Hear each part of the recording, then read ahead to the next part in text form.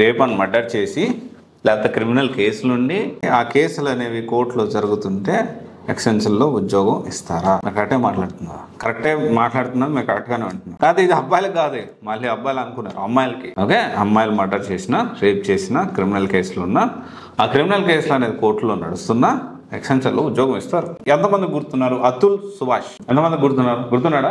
ఈయన కరెక్ట్గా ఒక 8-9 months బ్యాకే వాళ్ళ వైఫ్ నిఖితా సింఘానియా పేరు, ఆమె వచ్చేసి ఏంటి అంటే ఈయన్ని ఒక 1 CR అల్యూమిని ఇతన్ని కేసు పెట్టి ఇతని మీద టార్చర్ చేసి వరకట్నం వేధింపు కేసు కింద టార్చర్ చేసి వాళ్ళ పిల్లోడిని చూడనీయకుండా ఈ అతుల్ సుభాషే కాదు వాళ్ళ అమ్మా నాన్న మీద ఇబ్బందులకు గురి చేసి ఒకసారి 1 కోటి రూపాయలని 3 కోట్లని అతను ఏఐ జాబ్ చేస్తుండే, ఆ జాబ్ కూడా చేసుకోనియకుండా నానా చిత్రహింసలు పెట్టి అతను ఇక తట్టుకోలేక సూసైడ్ చేసుకున్నాడు. సూసైడ్ చేసుకుంటూ ఒక 24 పేజీల లేఖ రాశాడు. ఇంకా జస్టిస్ బాకీ ఉంది, నన్ను చూసి జడ్జి నవ్వింది, జడ్జి కూడా వికట సహాహా అన్నట్లు ఒక రకమైన సర్కాస్టిక్ నవ్వింది అని చెప్పి చాలా డీటెయిల్గా చేశాడు. దాంతో మగవాళ్ళకి రక్షణ లేదు, చట్టపరంగా హత్య చేస్తా ఉన్నారు అంటే పెద్ద డిస్కషన్ జరిగింది ఈ అతుల్ సుభాష్ సంబంధించి. అంటే అప్పుడు కాస్త హడావుడి చేసిండ్రు, ఆ తర్వాత అరెస్ట్ చేసింది. ఎప్పుడుకో అది కూడా వైరల్ అయ్యి ఆ తర్వాత ఎప్పుడుకో అరెస్ట్ చేసింది.